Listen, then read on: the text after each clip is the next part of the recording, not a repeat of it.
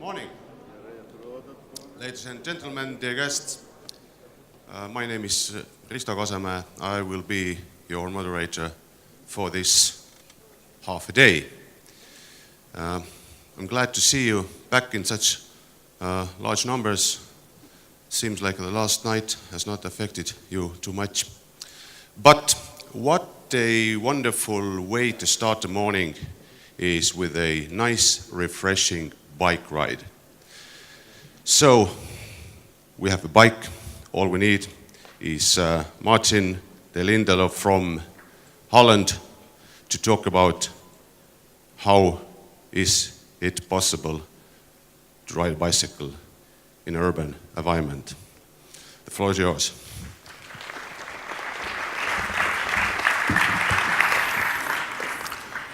Good morning. Great to be here and start today. What does more urban cycling bring us? That's the central theme of my presentation. And what's the relationship with more attractive, sustainable cities and the road infrastructure? The Netherlands is known for its bicycling reputation. We cycle a lot on a day-to-day basis. And the question we ask ourselves sometimes is, did it start by itself? Were we always a cycling country? There's a story behind this I'd like to share with you today to inform and inspire other cities around the world. So, in my introduction already, I cycled here this morning. My name is Martijn Tallinn. I'm a senior traffic planner in the city of Nijmegen in the east of the Netherlands. And I had a very nice bike ride through Tallinn. But of course there's not all infrastructure in place, but that's not really a problem. I think there are a lot of possibilities and opportunities in this country or in this city. So what does more cycling bring us? Our cities, our way of life, our quality of life. This spring we organized the Fellow City Conference in my city. It's the World Summit on Cycling. It was a great success. The king was even visiting us. He is on the picture at the left. And that's special in my country, that he also likes to cycle with his family. And there were 260 speakers from 40 countries around the world. What's interesting is that many cities around the world nowadays are convinced that more cycling is better for the cities and they can solve problems which they face on a day-to-day basis. So last year, my city won a very important and much appreciated Dutch prize, being the most bicycle-friendly city. So the thing Fietsstad means bicycle city. The jury was impressed with our active policies to bicycling and to our pro-bike projects, but also to our network of bicycle highways in the city and dedicated bicycle streets.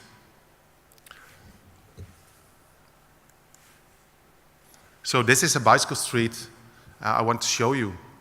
We have accomplished a lot of bicycle infrastructure in the last 15 years, and that includes built-in road safety and long-lasting routes through the urban area. It's very important to build this kind of infrastructure, and this bicycle street is part of such a bicycle route to the north, and it's clear that it has a very good design, which is recognizable for not only the cyclists but also the car drivers. Our urban network of bicycling highways is a network of 70 kilometers across the city. There are a lot of bicycle routes which go across important places in the city. And our bicycle share has gone up to almost 40% of all short trips. So for instance, if you go to the downtown area for the shopping, 65% of all people living in the city are going by bike. That's an enormous amount of bikes. And it's important to emphasize that it's not only about biking, but it's also about lesser congestion, because there's much more space for people who have to come by car, and there are much more parking spaces also easy to get for people from regional origins. So, where are the opportunities? What's important is that there are two things: density and distance. This picture from New York shows the area which is inside a biking radius of 15 minutes. On the same scale is my city. You can see that a lot of trips are easy to do because they have a very short distance within 5 or 7 kilometers. And that's important to know because that's considered as a very bikeable distance. Larger trips are, of course, mostly done by car or by train or by a combination, like going by bike to trains.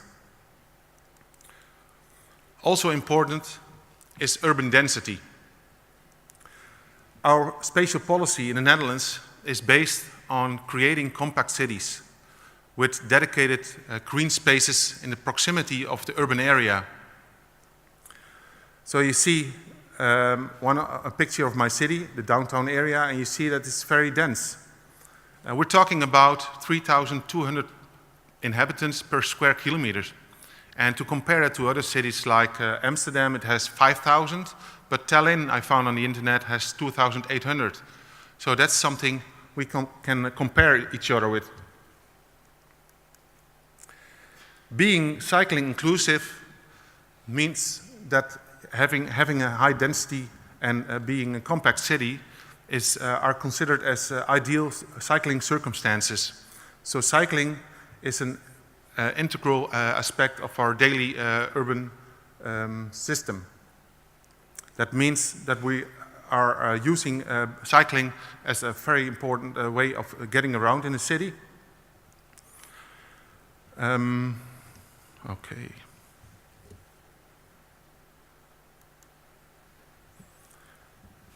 So let me be clear. In the Netherlands, it's not only about cycling. It's also, the Dutch love their cars, and they are being used for a lot of trips. I need some water. Please, my bottle there. Sorry. Great.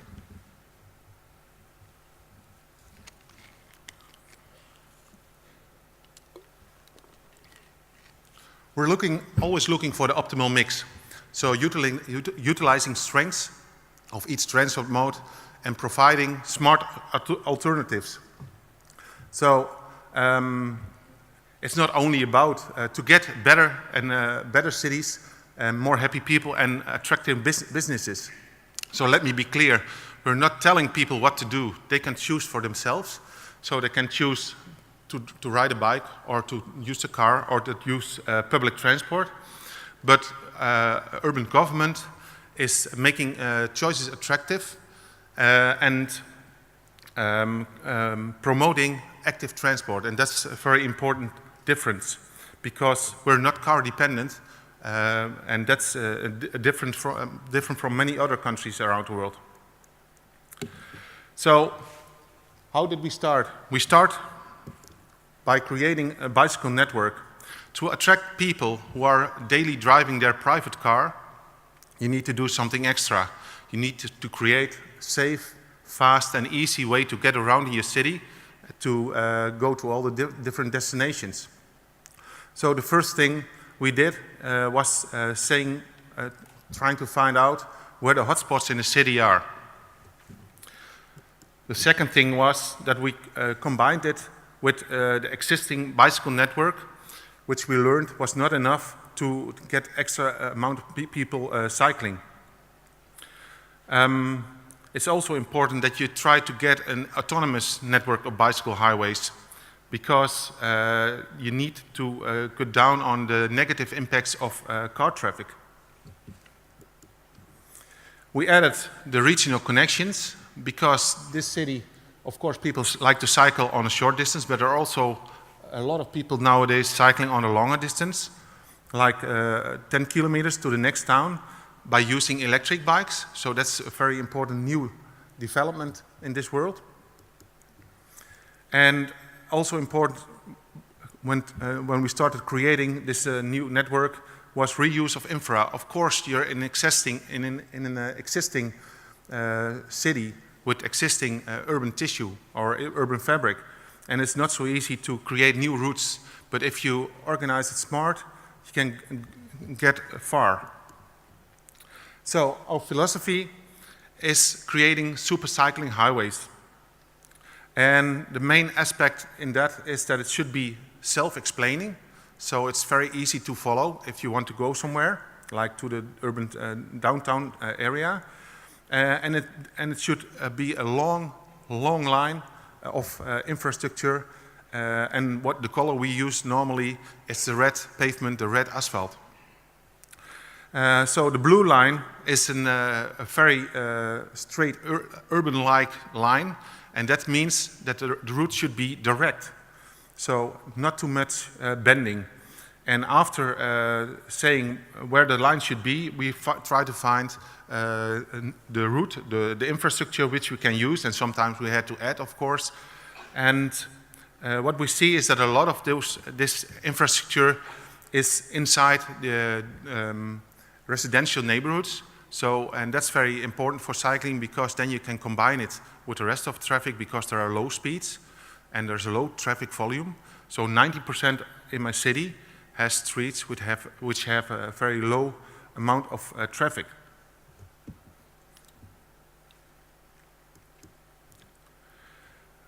Another example of a bicycle route, it's a two-directional bicycle route going to the north.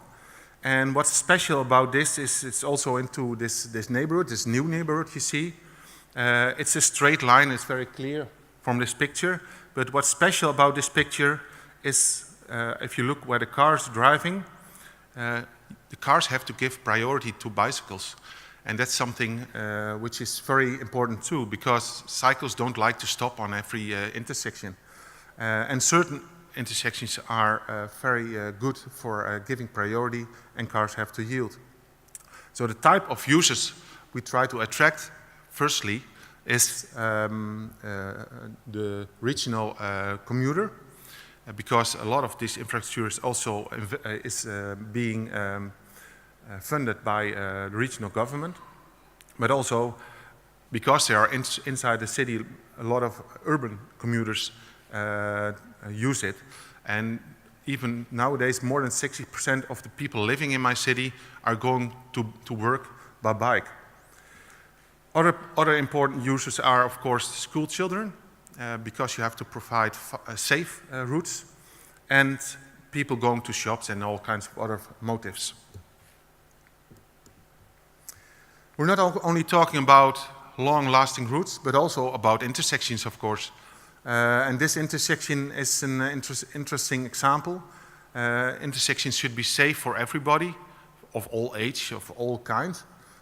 So also children, but also the elderly. And this is an example of a roundabout which has standard priority for bicycles in the Netherlands. And it works. Everybody has to get used to it, of course, but it really works because the cyclists don't have to stop and the cars can go further, much faster. For bigger intersections, we try to create more grade level facilities, like you see here. So again, a picture of my city, and the green line is the major ring road in the city. So it has a very high priority for getting the flow of cars and not congested, not letting it be congested. So we can't give bicycles a lot of priority there unless we make it grade level. So that's why you see here that the tunnels and the bicycle bridges we have been building the last 7 years. All the orange lines on the map, they are very great in getting a high number of high amount of flow of car traffic, but also a very safe passage for cyclists, and also without have to stop. So this is a very great thing to create in your city when you want to build infrastructure. So if you see all those pictures, you think it's going to be very costly to create a system with a lot of cycling in your city. Well, of course, we have invested true numbers the last 10 years. But I can tell you that if you compare it to other types of infrastructure, like for cars or for public transport, it's just much more expensive. And then cycling infrastructure is not so expensive at all. It also has benefits for other aspects. So economically, you would be clever to create a lot of bicycle infrastructure, but also on social scale and for the environment, it has a lot of benefits. Last year we got this interesting graph. So we're talking about the benefits for society per kilometer. So if you try to get more people on bicycles instead of cars, you will gain 41 cents per kilometer. And that's really getting higher, of course, when everybody starts cycling. And most of the trips are 3-4 kilometers. So it's going to be a lot of money if you look at this. But also, if you compare it to people going by bus, well, because normally we talk about cycling towards cars because it's comparable in the sense of that you're independent of going somewhere. But if you're sitting in a bus, many people have to nowadays in many cities. But if you can get them on a bike, you will gain 51 cents. And where do you get the money from? Of course, it's not money you earn directly, but it's about huge advantages for urban health, for your healthy city, for people getting healthier. They don't have to go to fitness, you know, they exercise on a daily basis because they get their movement by cycling around. But other important advantages are towards air pollution, less air pollution, or less noise. We have been talking about that yesterday, and climate change in general. So there's a lot of to win when you try to get more people cycling. So if you see this story, or you hear this story, you will ask yourself, why didn't all the cities already discover the cycling as being a very important thing of their daily urban system, and still giving all those lanes in downtown areas to cars? Well, they didn't discover it because they weren't told probably, and because, of course, there's a lot of efforts needed and willingness by politicians that you need some extra space for cycling. So what you see there is that the car has a lot of space into the center of cities, still in many cities, like this picture is from Sydney, Australia. But you can see this kind of pictures all over the place. And it should be different because we have a problem with the road capacity. We don't have more to build inside the city. We would be better to allocate it in a different way, like this. So more space for other types of transport, and especially for cycling. So I would argue, let's do some more about cycling in our urban areas, and a lot more if it comes to me. The benefits are clear, we have seen it, and of course you can't copy it one-to-one to every country. Everybody has to discover it by itself. But what you see is that cycling-friendly cities and cities with a progressive cycling policy are doing much better on the international list of livable cities. And that's something you have to keep in mind, because people want to live in livable cities.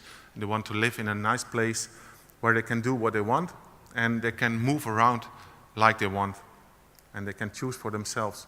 So I would argue, let's do some more. And to finish my story, toward all the people here from road building, let's build. And in America they say, they will come. Thank you very much.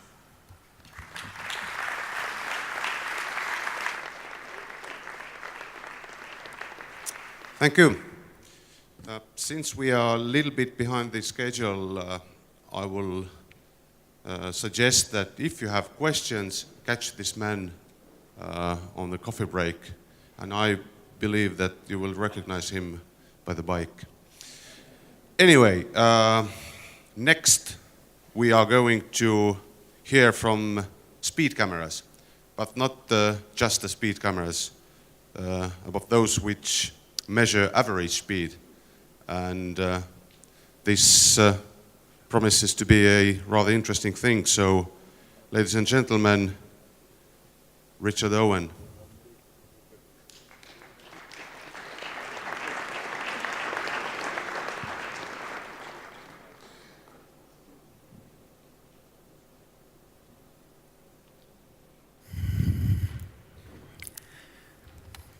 Good morning, everybody. Okay, speed cameras. Hands up if you're a fan of speed cameras. There's quite a few of us here, that's good. There's an interesting presentation yesterday in the road safety session that showed that the people of Lithuania are big fans of speed cameras. Anyway, you missed that, it was good. So, I'm Richard Owen, I'm from Road Safety Analysis. I do need to mention the other authors, most notably Professor Richard Alsop, well known in the UK for a lot of his research into speed cameras over the last 20 years, and my colleague George Yosaki. So road safety analysis, who are we? You'll have seen my colleague Dan yesterday, perhaps. Independent, not-for-profit organisation. We carry out research for governments, for local authorities, for private companies.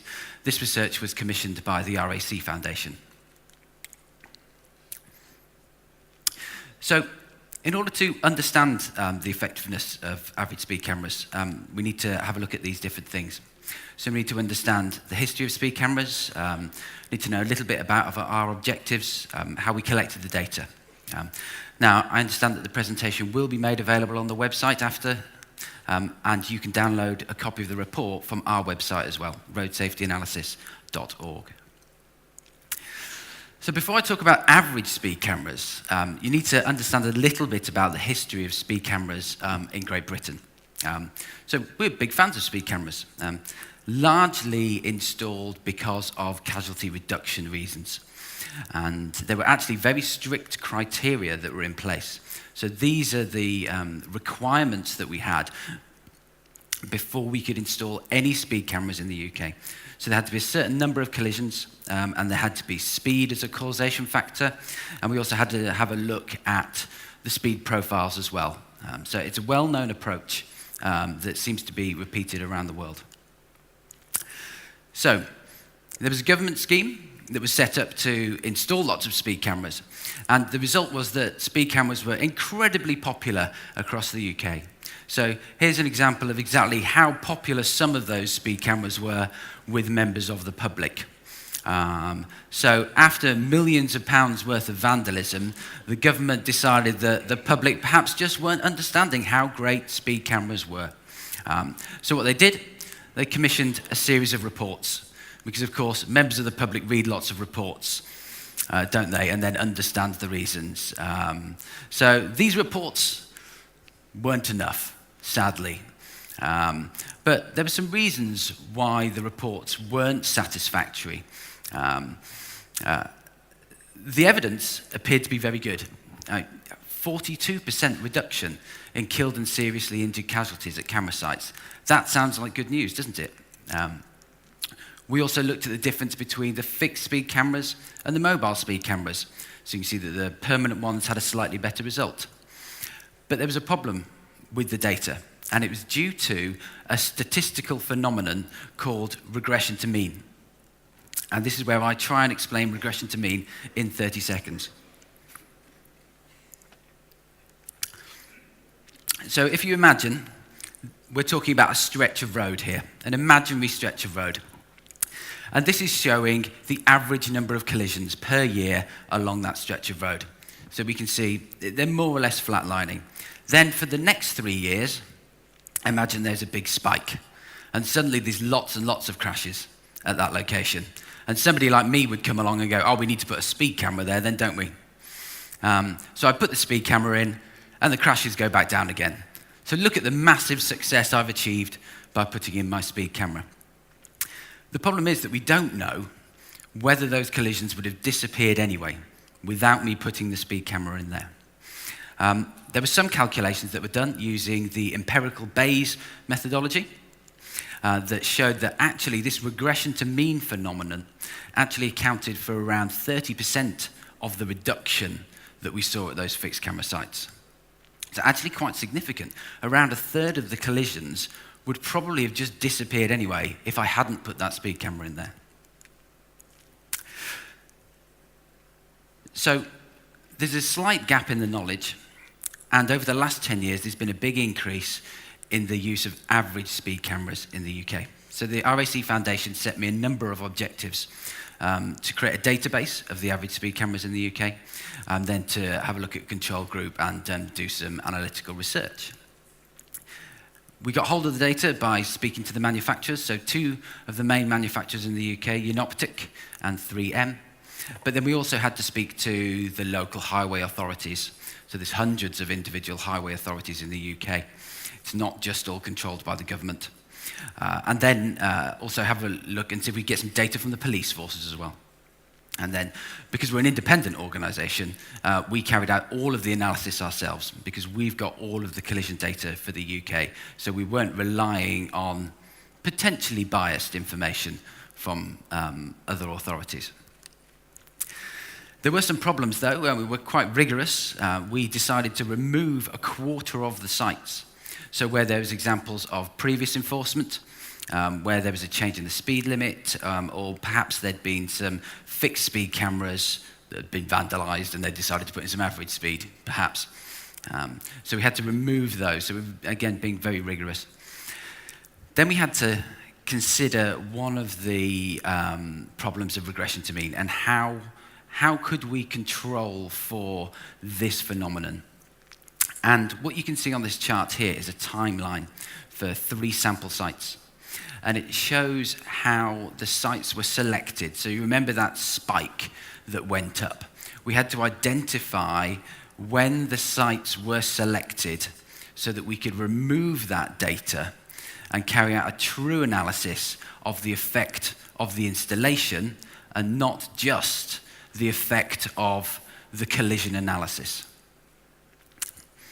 We then had to match all of the crashes on the road network. So we have a database of around 3 to 4 million crashes in the UK over the last 15 years. So we have quite a large database, and that enabled us to look over a very long period of time, a 15-year period. So you can see how we matched the collisions. We made sure that we didn't match ones on side roads, for example, because it's important that you only look at the crashes that occurred on the roads where the speed cameras were installed, not on adjacent roads. And then we also wanted to have a look at what was happening on other roads. And we've talked about regression to mean. The other big confounding factor is what is happening on the rest of the road network. So this is the city of Nottingham, which installed lots and lots of average speed cameras. So you can see all of those marked up in black and red there. But in my analysis, I wanted to have a look at what was happening on all of the other roads as well. What if collisions were reducing everywhere else at the same time? Surely that would account for some of the effect that we were seeing at the average speed camera sites. So all of the blue roads are all of the other main roads within Nottingham. And I wanted to have a look at those. So if I'd installed my speed cameras in Nottinghamshire, for example, and I'd seen a significant reduction in collisions, a 29% reduction in collisions, just for example, over a 15-year period, who thinks that would be a good casualty reduction? Who would like to reduce casualties by 30% on their roads? Yeah, and quite a few of you, I imagine. So if my camera had reduced those collisions by 29%, I would normally think that was a good idea. But actually, in the UK during that period, we saw that happening on all roads. It was happening for lots of different reasons. It was happening because of improvements in vehicle design, improvements in driver behavior, increased compliance with the law. So lots of other things are happening, and we need to have a look at those within our data set as well. Then we, of course, need to have control sites. Every proper scientific experiment needs to have a control. So I picked some sample roads. Here's a wonderful road in England. I think it's in Derbyshire. Doesn't have a speed camera on it, so that's why it's quite popular. So we needed to have a look at other roads that didn't have speed cameras on to try and compare the effect there too. We chose ones where they were thinking about installing a speed camera but didn't actually do it. So, a semi-control site. So in terms of the increase in average speed cameras across the UK, this is what we've been seeing. So between 2000 and 2010, modest numbers. But really over the last few years, and 2016 is even higher, we've seen a much more roads covered and over a greater distance, largely because there's more competition in the market and the systems have become a lot cheaper. So that's what's been happening. Now, I'm sure you're interested in knowing what the results would look like. So if we just did a standard before and after analysis, we would see this 50% reduction again. So it's similar to what we saw with a national model from around 10 years ago. But I don't want to do that because I want to allow for regression to mean, etc. So we created this generalized linear model, which I'm sure you all instantly understand the formula in there, and you don't need me to explain that at all. I'm almost running out of time anyway. So I'll just move on from that and just explain that it looks at monthly data, takes into account the collisions on other roads, the site selection effect, and looks at the effect of the installation rather than all of the other confounding factors. So the results. I'm going to give you the first result. So this is what happened because of the site selection. This is the bias within the system. So whenever you or I select a road because it has a high collision rate, and certainly within these roads, that's the kind of effect that we saw. So there's already a 25% increase above what you would expect to see if you use a rigorous site selection methodology. So this applies to anything, not just speed cameras. It can be any kind of intervention that you undertake. So I think this is relevant not just for this study, but for other studies as well. And I would recommend that you carry out similar types of analysis on national schemes as well, just to make sure that you're isolating the effect of the intervention itself. So here is the installation effect. This is what we actually achieved when we stripped out all of the other effects that were happening at those camera sites. This is what we saw. So a 36.4% reduction in fatal and serious casualties, 16% reduction in PICs, that's basically all injuries. So we're seeing that speed cameras having a greater effect on reducing the more serious collisions, and a lesser effect on the more slight injury collisions.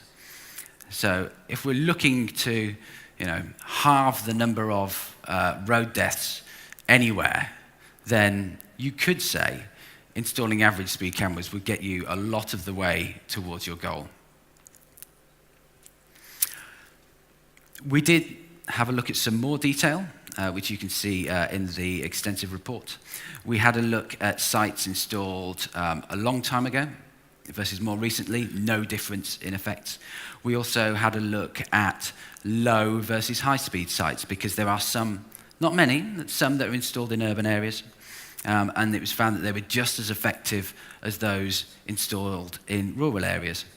And then the candidate sites, the ones that were going to have speed cameras installed, but they didn't end up doing it, they didn't see any change in the collision. So my control sites didn't show a casualty reduction, which is great news, because that's exactly what you want to see in any of your analyses.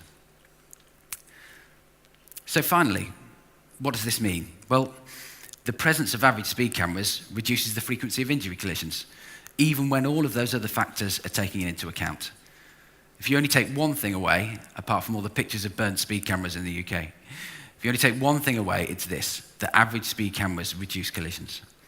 If you could take two things away, that would be good, which is that when you're analysing the impact of long-term road safety interventions, whatever it is that you're doing, changing speed limits, changing surfaces, you need to consider the effect of the general trend in the background.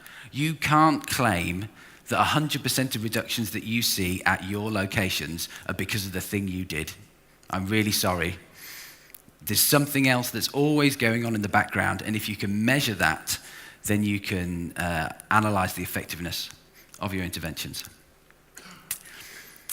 And thirdly, if you choose to use a selection criteria based on a high number of casualties, be aware that you are putting bias within your results. So if you select those sites based on the collision rates, some of those subsequent reductions would have happened anyway. They would have happened anyway. Okay. With that, thank you very much.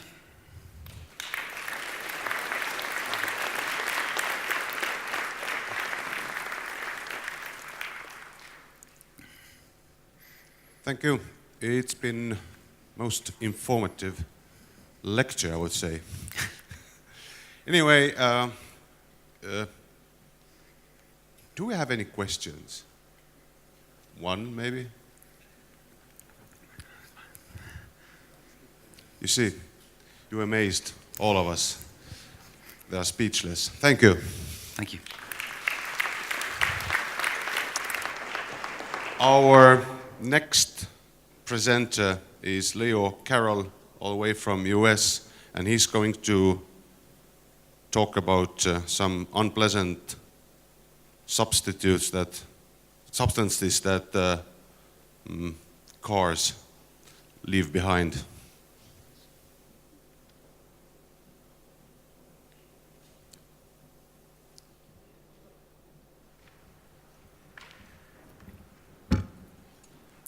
morning, everybody.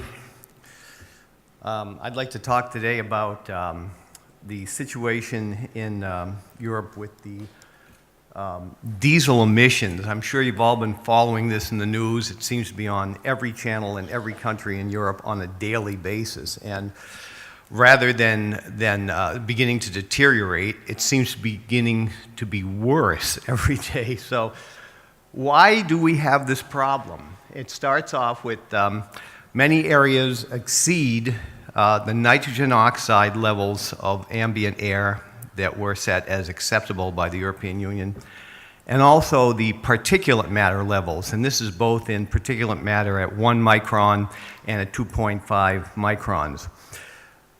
Diesel vehicles are responsible for much of this pollution. And so the question is, how did the European Union vehicle emissions certification process that's done in a laboratory, how did this test fail to find these high emitters? And then I would like to talk a little bit about what can be done to detect on-road, real-world emissions driving, and then finally what can be done to reduce emissions from diesel vehicles. So right here you see on the left is the NO2 ambient air quality violations throughout the European Union. The dark and lighter reds are exceedances of the standard for NO2 on the left and then for PM10 on the right. So you can see there are many parts of the European Union that violate the standards. The downside of that, of course, is a significant health issue, and then on top of that, the European Union will start assessing fines to these areas for failing to meet these standards, which is a good incentive for these governments to try to put something in place to bring the levels down. So the question is, how could these cars go into a laboratory and pass a test, but then when they get on the road, it's much worse? I'd like to point out right here is the latest European 6 certification levels. This is what it reads in the laboratory, and all of the cars pass this test. But when you get out on the road, this is what is actually emitted. Our evidence is that it's even more than this. There's been a limited number of studies that have shown that on average, these vehicles can exceed up to 40 times on the road what they were certified to do in a laboratory. So the question is, how did this happen? And what has become clear for everyone who's been watching the news is that the auto manufacturers put devices onto the vehicle that could determine that it was being tested. And the way this worked is the computer control of the engine would notice that the vehicle was going at a certain speed down the highway, but the wheels weren't being turned, which meant it was on a dynamometer spinning in a laboratory. At that point, they just turn the emission control devices on. Everything's fine. As soon as the wheel starts to turn, which means you're on a road, it turns them off in some cases. So those were called defeat devices. Other things that happened, and this was rather interesting to me, is that when the European Union certification process was actually developed, the auto manufacturers and their lobbyists helped with the process of designing the tests. And there were certain things put into it that are now considered to be loopholes. And for instance, an auto manufacturer may decide that at his own discretion, that at a certain temperature it could potentially damage the engine, so you can just turn off your emission control devices. The test itself is done where the vehicle is unloaded. It's got a special type of fuel in it. It has all types of aerodynamic modifications that you wouldn't find on the road. So it's not really a true test of how a car operates on the road. And let me go on from here. So how did this manifest itself? Well, the average temperature in Europe, believe it or not, is 9 degrees centigrade. That's the average temperature. Certain manufacturers decided that they would turn their emission control devices off using one of these loopholes. For instance, well, you can see what it is. Every one of the manufacturers, with one exception, found ways around the certification system, and that's why we have the problem that we have today. So, what are the options for detecting on-road real driving emissions? One of them on the left is called a PEMS, or Portable Emission Monitoring System. These are now used, as of next month, vehicles going through a type approval process will have to also pass a test, not only in laboratory, but driving with this particular device. It'll be a prototype vehicle, and the measurement can only be done on one car at a time. You need an experienced driver to make sure you're driving the vehicle properly so the samples are taking place in the right way. And obviously, it's an expensive test to perform. The other thing is, and we all know this, is once you plug something into a computer, it knows it's being monitored. I mean, all you have to do is take your cell phone out and plug something into it, and you know it knows it's got an intruder. So one of the problems with the PEM system is it's not that different from the laboratory. It just, the vehicle now knows it's being monitored. The other way of doing on-road emissions testing under real-world driving conditions is a remote sensing system. And on the right of your screen, you'll see that this device, about 5 meters above the highway, is an emissions camera. And I'm going to go into a little detail on that in a few seconds. But it is put in place, and it can test tens of millions of vehicles. You can put them all over the areas and get all types of different driving conditions and collect the data from them. It's unmanned, it's inexpensive on a per test basis, and the vehicle doesn't know it's being monitored. Generally, the device is behind a signpost or up on a lamp, and it wouldn't have an advertisement on it like it does right here. So the question is, how does this work? Well, one of the things we have is the device scans down onto the vehicle, and as the vehicle passes underneath, we collect measurements of CO2, NO, NO2, and so forth. We can actually collect measurements of any type of pollutant that can be put into a gaseous state. This was developed by NASA. It was originally placed on satellites, the Ascend satellite system, to look at column abundance of carbon dioxide in the atmosphere.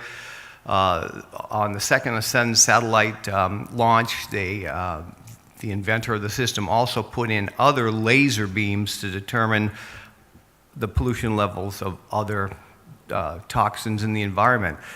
After that successful foray, he quit NASA and founded the company that I'm with right now. So he saw the future of this. So what happens? When the vehicle passes underneath our screen, we collect data from it. And as you can see on the top, that's the CO2. You can see the tailpipe. The car is, the car is going in this direction. That's the front of the car right there, and that's the tailpipe. And so we can see the plume of CO2, CO, NO, NO2, and that's what we were measuring in this particular case. We also capture the data of the ambient temperature, the barometric pressure, the relative humidity, which number test it was for that day, the time, the date, and we also capture the license plate. There's a lot of sensitivity about this, so we are obliged to cover these up when giving demonstrations. We do not collect data on the driver or the address or anything like that. We collect the VIN number so we can make a comparison of what the vehicle should be doing as opposed to what it actually is doing. So we capture the entire plume, license plate, speed and acceleration. We have a rangefinder, and then exhaust temperature. What's interesting about the exhaust temperature is that we isolate a molecule in the exhaust, and we know the vibration rates that it's supposed to have at a certain temperature, and we measure that against known temperature rates and vibration, and we can exactly tell you the exhaust temperature. So what do we get? I call this the MRI, the magnetic resonance imaging of the exhaust. Went back 1 second. We get 502 pixels per gas. We're measuring it 20,000 times per second. And because of this, we capture the entire plume of the exhaust. We can tell you the grams per kilometer for every type of pollutant that we're measuring. Here's an example that was done in Scotland recently. As the vehicle passes underneath, we scan and get our readings. It doesn't matter whether it's a truck or a bus or a car. We're looking down on the plume, so we capture the entire image and we quantify it. We not only give you the visual presentation, but also we quantify the exhaust. This is a rather interesting one. I'd like to point something out here. The car is going in this direction. Here's the windscreen and the trunk, and here is a dual exhaust. This one was actually done in the United States, and the car was doing about 120 kilometers per hour, so it was going quite fast. And we have two exhausts, and so one of the things that our system does is it captures the exhaust gases in front, to the side, and then at the tailpipe.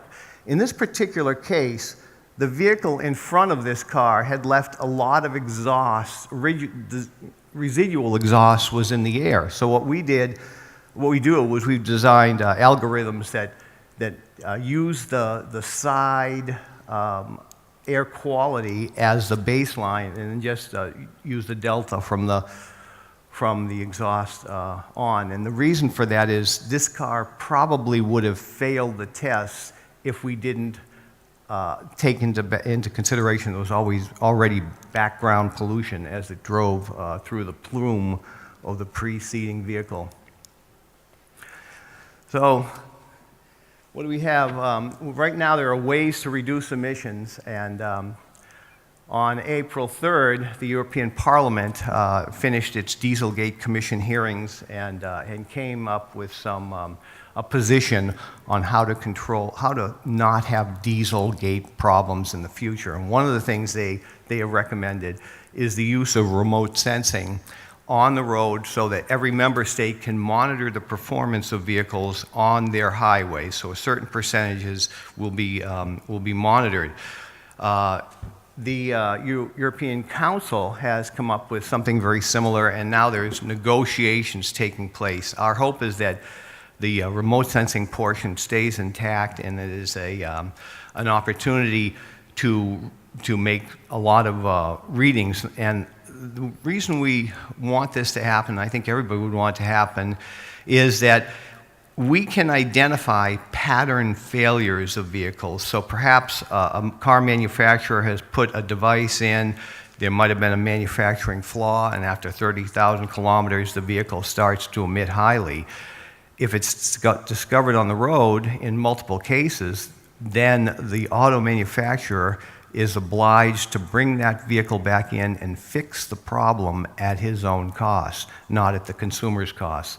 That's one of the things we're trying to get to. The other thing is we believe that we'll be able to easily identify defeat devices. So we think the way to reduce diesel emissions is to identify the largest polluters on the road. Right now there's a lot of, it's like emotional response. Cities are saying, no more diesels will be allowed. We're going to end diesels. By a certain date, we're going to end them, or every day there's an exceedance of the air quality. We're not going to let them in town. And I think that, in my opinion, is not a reasonable thing to do, because more than half the people who own vehicles own a diesel vehicle, and they're not all high polluters. I think the obligation is to find the top 3 to 5% and have them dealt with, because they are the cause of about 50% of the air quality. So if you can get the top 3 to 5% fixed, you will now have air quality that is in an acceptable range. The other thing that we have found is that a lot of vehicles have disconnected their diesel particulate filters. It's a pretty easy thing to spot with our device. We were in one city and we noticed that the taxis would go by and about every other taxi would have a huge exceedance, and we got to to pull some of these over and look at them, they had disconnected their particulate filters. Very easy thing to do. Just Google it. Just go on to Google and say, disconnect diesel particulate filter. You'll find garages all around that will do it. So we can identify those, and I don't think anyone will feel bad about forcing those people to reconnect their device or to make sure their AdBlue is filled up. Oh, here we go. I'm going to give you an advertisement just for 1 minute and 42 seconds.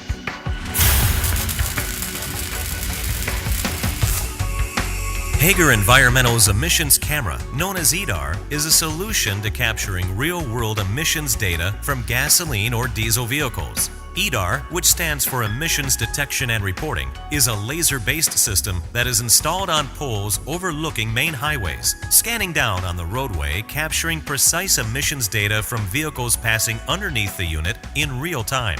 EDAR is able to detect with extreme accuracy gases such as CO, CO2, NOx, NO2, hydrocarbons, particulate matter, sulfur dioxide, methane, and ammonia.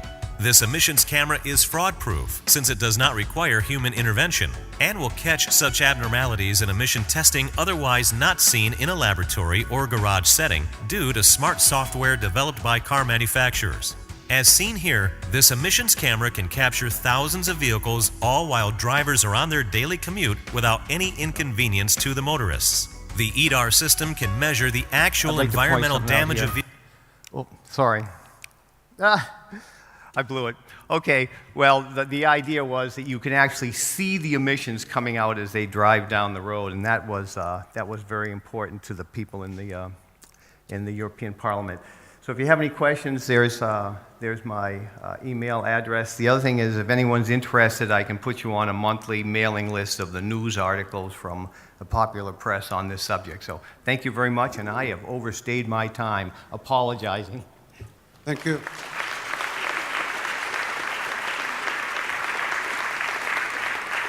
So the questions in a written form, as a man just said. Moving on with our program, yesterday we touched upon an issue of self-driving vehicles. And now we have a chance to get another view of this phenomenon, and I would like to invite Ras Peleg from Israel to share the knowledge. Thank you. So this whole conference talks about quality of roads and actually of better and safer way to get from point A to point B. So I will be discussing how to do it in a safer way. Let's move on. Yes, I'm from Mobileye. Mobileye, since the 8th of August, is an Intel company. It was bought for $15 billion. Not all of it came to my pocket.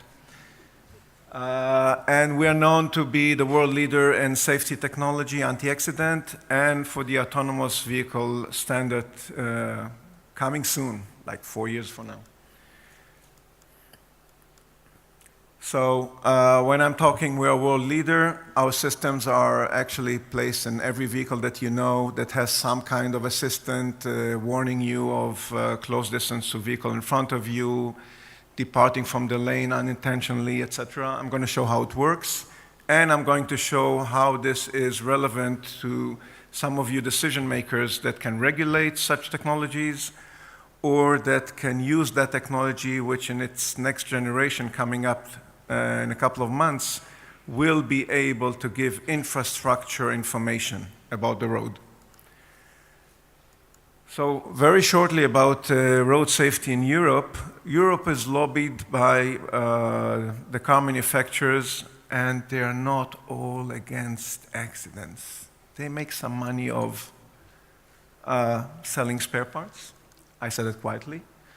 Cars are used for quite a substantial time of years, around 10 years.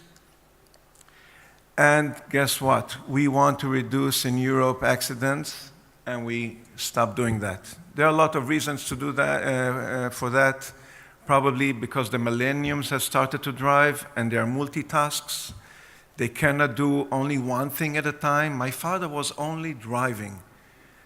My children are always texting, watching television, and I don't know, doing several things. You cannot do that on a safe way. So that's the problem we want to solve.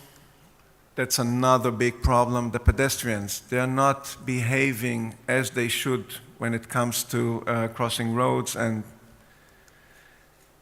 we blame the governments, the roads, but it's actually inattention of the drivers. 3 seconds, that's all you need.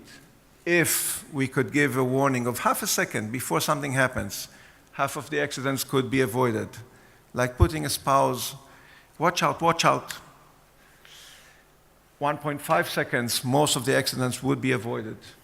This is AXA checking those anti-accident technologies, and they found out that if you give 2 seconds, where do I press? Over here. Then actually you reduce the chance for an accident to 0. This reminds me of my driving teacher telling me, keep 2 seconds distance, 21, 22. So what is the solution? Give the driver warnings. How do you do that? Maybe like in aviation, put another driver. This is what technology can do, and this is what Mobileye artificial intelligence based on a camera is doing. This is how it's working. Our artificial intelligence understands an object to be a vehicle, understands the lanes, distances, chooses the more relevant object, and can give warnings. We're very special in the fact that we also recognize pedestrians, even if they're on bicycles. And of course, choosing the more relevant ones. And I will show you, the car will turn left in a second, a motorcycle will be detected, and we will be looking at a person that is crossing the road. Look at this one, red because it's in my path. Let's look at the next one, blue, red. No, he stayed on the pavement. Let's not give false alarm. This is all what the system can do. So I would recommend to have an anti-accident pedestrian detection system. Otherwise, you'll have trouble.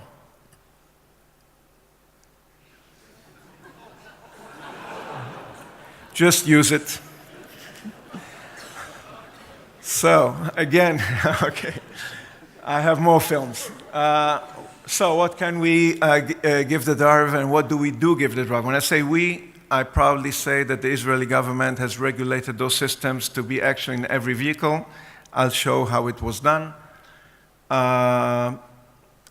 Warnings from vehicles, reading the speed signs for you, and helping you to understand if you're speeding or not, lanes, and of course, pedestrians. So this is how it works inside the cockpit. A harsh alarm which tells you you need to brake now. This was done without Mobileye.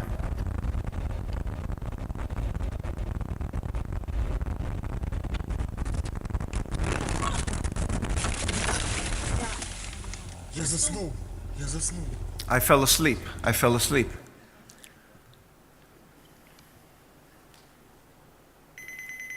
Try to sleep with that annoying noise. Keeps you in the lane. Real time, real life, with Mobileye. Look at those lights and listen. There was something on the road. And our system detected the problem even before the brake lights were on, just because of the relative speed.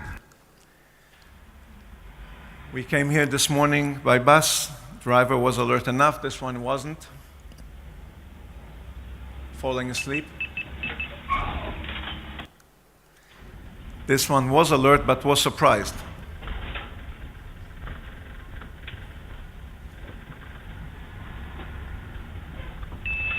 Damn. Sorry for the language. So just an example of a fleet using the system. 2014, 200 accidents per year. 2 years later, 35. It is working.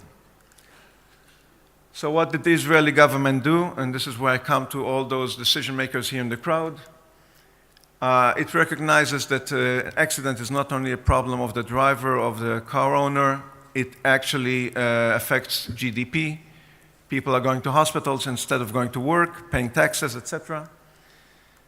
It found out that it reduces by 45% real life, not just academic.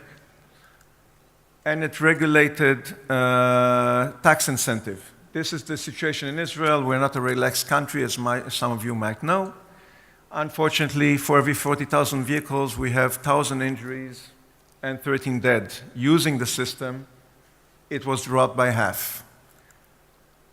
And the government even gained money for giving some tax incentive to the people. So now, after 3 years, a third of the country already has such anti-accident devices, and it's going to be all of the country, you'll see soon. Insurance was given by the government, compulsory discounts. And of November 1st, 2016, that's only half a year ago, almost a year now, all the heavy vehicles in Israel must have such a system. So unlike the EU, where usually regulations are for new vehicles, in Israel the regulations are for retrofitting. You have to put it. And look what happens. Suddenly everybody does that when they have to. So democracy is good system, but sometimes you need to use dictator. I don't know why you're laughing. Another thing which costs zero money. Government said, okay, you cannot make a reclam, you cannot make advertising of a vehicle without stating the safety scoring, the anti-accident scoring. We all know scoring for CO emissions, but in Israel you have to have, since the 1st of January, scoring for the preventive, not just NCAP, okay, you'll crash and woo, there will be airbags and you'll be fine. Just don't crash. Let's see some example. Over here, what's that? That's a Fiat. 1 out of 8. To tell you the truth, the public hasn't noticed yet that much the scoring, but the anti-accident associations are promoting it. What's that? That's a Nissan. That's already 6 out of 8. This one is a Suzuki. Again, 6 out of 8. It even states that it includes Mobileye.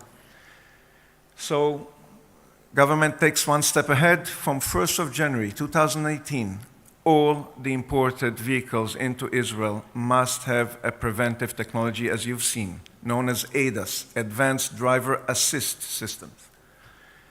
Either by OEM, somewhere in Japan or in Europe, or in the port, where they will not go on the road. So what can you do as a government? Raise awareness, incentivize, or even mandate.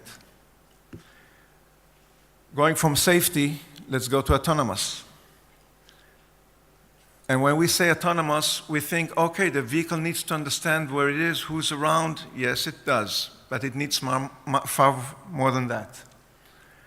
Sensing is pretty much covered. Lasers, radars, that's done. And that's where you can come into the picture. Everybody here who has to do with roads will go digital. The mapping of GPS is not accurate enough. It's a couple of meters accuracy. You need 10 centimeters. You need 2 autonomous vehicles to be able to move in fog and not to collide because a 1 meter or 2 meter GPS accuracy is affecting that. And somebody needs to take care of the driving policy of those robots. Quite a task, not ready yet. So sensing is covered. This is how it works. It's relevant for you who are dealing with infrastructure because you can see here that everything is covered. Not only the lanes and the vehicles and the pedestrians, everything. Everything in the road. And I'm going to show that in more detail very soon. Driving policy. Try to enter that while being a human and not even a robot. We're going to solve that, but we have a couple of years to do that yet. How we're going to do that? Like in the jungle. We're going to choose who's nicer and who is more aggressive will not fight with the aggressive one, will go for the weak ones and will enter in front of them. That's REM, Road Experience Management. This is the digital map in tunnels, outside of tunnels, 10 centimeter accurate. And who is doing that? Crowdsourcing. Our anti-accident cameras. Not a special vehicle with a lot of cameras on the roof going half a year, but real time, all the time. What are we going to sense? Everything infrastructure that you matter about. Is it heavy video? No, it's very light, because it's only the errors, only what's relevant. This is what we're going to measure, and this is the database that you might use if you were a relevant user, like Government Institute, infrastructure, between City Road Association. That was done in Germany with VW. This is how it looks on the digital aspect, and this is in real life. So imagine yourself an autonomous vehicle, following the path, knowing every street sign on the way, knowing where the pavement starts and not going there because it's not your place.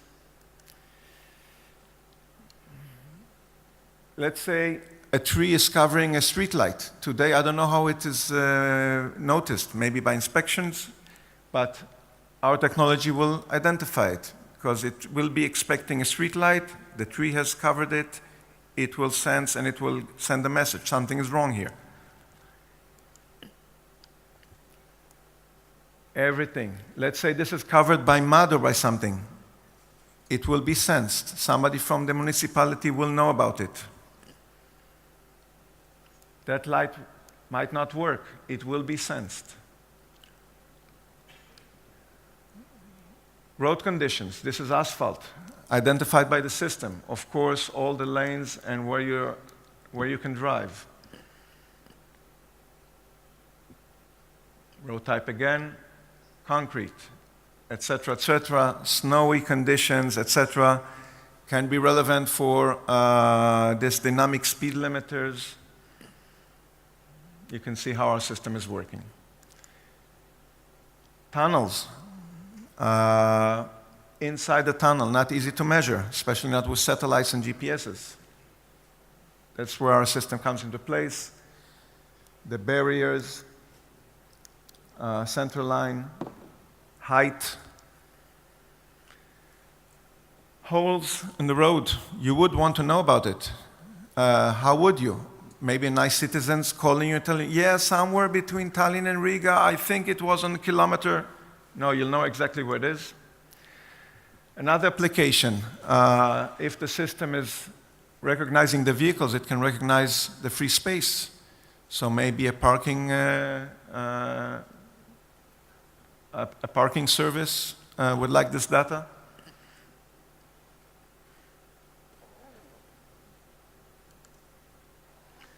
So the future is already here. That's the vehicle in Israel. You'll see from the inside and from the outside.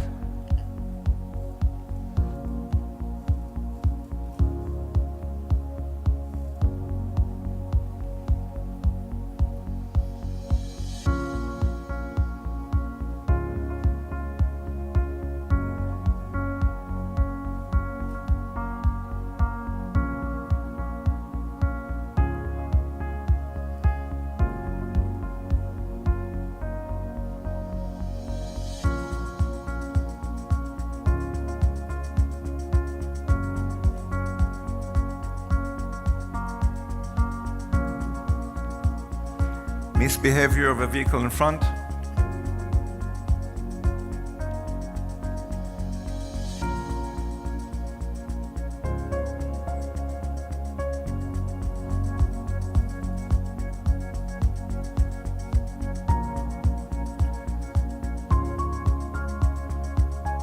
Seems like an easy task to recognize this street light, but it's not.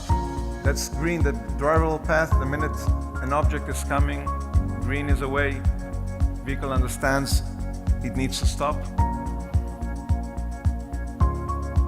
Again, green, you can drive. Oh, green is away, I need to stop. What is it? Okay, a pedestrian. Of course, day and night.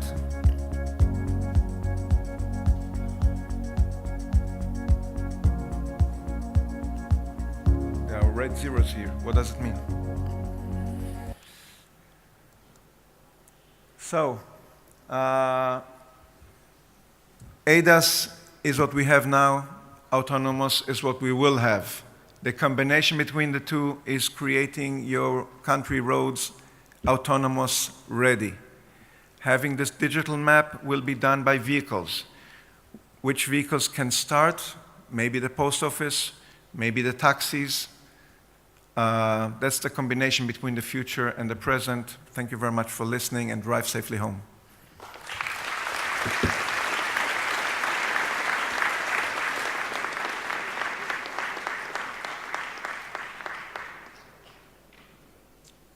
Thank you.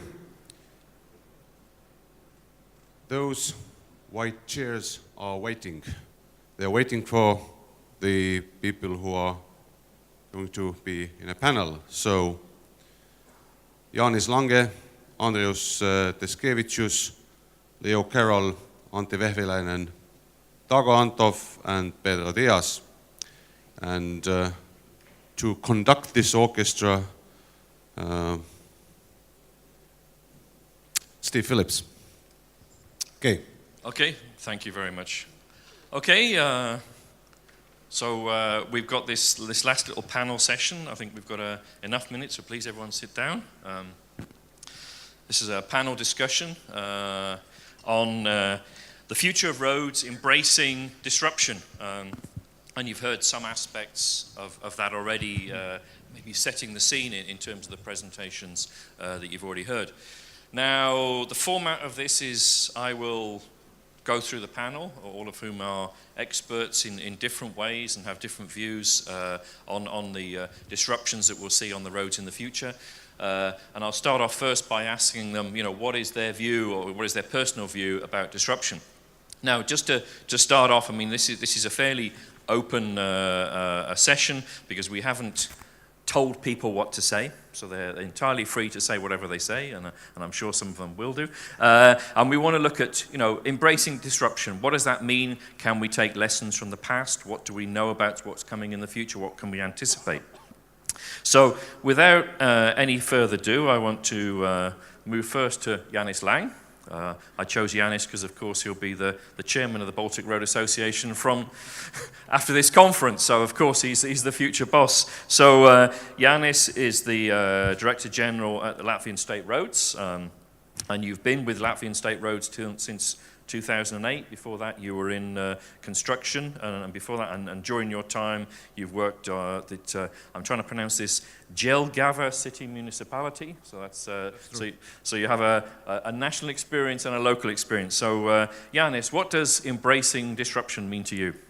Hello, everybody. Thank you, Steve, for introduction. I will say, what does it mean from my perspective? When I was a student, my professor once says to me that try to avoid forecasting about future. I ask him why. He says that it's a great opportunity to be wrong. And I agree with that.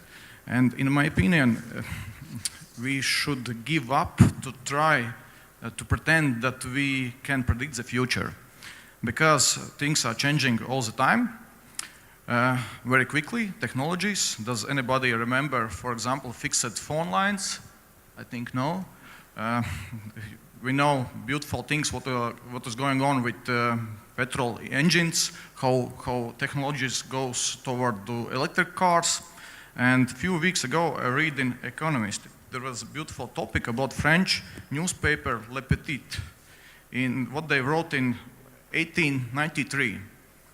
Human inventiveness has still not found a mechanical process to replace horses. And we all know what happens after 20 years. But if we talk about disruption, I would like to talk about in more general way. And we in Baltics, and I think especially in Latvia, we are pioneers in disruption. And I will explain why. You know, 26 years ago, when Soviet Union collapsed, we became in situation when our funding, when nothing was granted. And as my oldest colleagues explained to me, there was situation when amount of money was enough only for salaries. And we adjust, of course we adjust. And how we adjust? We start to prioritize. We always prioritize. Prioritize about maintenance needs, prioritize about projects, prioritize about investments. And of course we calculate. We calculate all the time. We calculate what will give the biggest benefit to the society. But it led us to the situation when we have two-speed Latvia. We mainly invest in main roads and implement new projects because there is higher traffic intensity, there is highest economical activity, and there is shorter payback time. But half of our roads, approximately 10,000 kilometers, are local roads and unpaved roads. And of course, situation on those roads is poor, and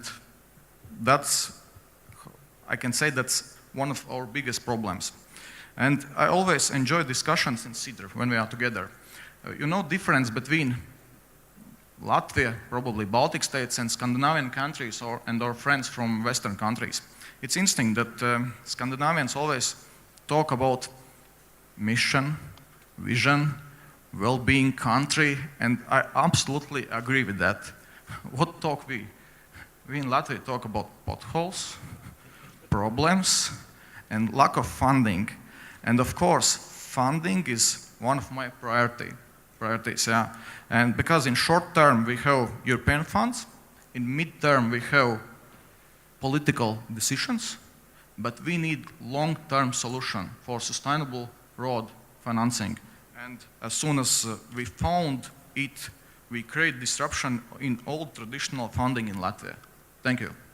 Thank you very much, Yanis. I think that's a great start. I mean, to learn from the experience, as I say, of disruption that's gone on, but also to bring the topic round to, I think, a really important issue of financing. So that's why I'd like to jump straight into Pedro, if I'd like. Pedro Diaz from the European Commission has been working on the mobility package, which some of you will know, which, from our discussions with DG Move, they are now becoming aware of the problems that we have in continuing to keep the roads open and the funding for roads. So Pedro, what is your view of disruption, and what can you do to drive disruption?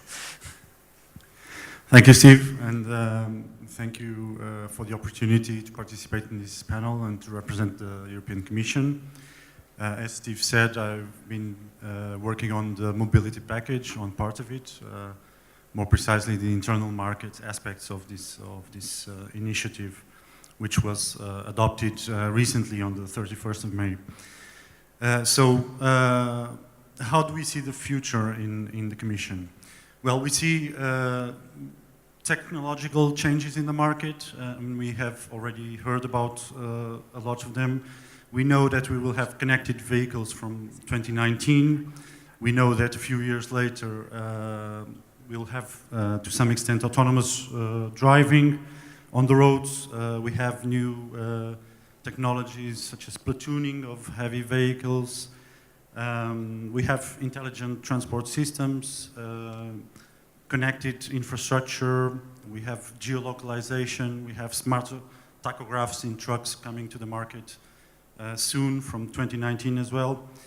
But apart from all of these technological changes, we also have let's say, non-technological changes and market developments. So we expect traffic on the roads to grow by around 30% in the coming 15 years.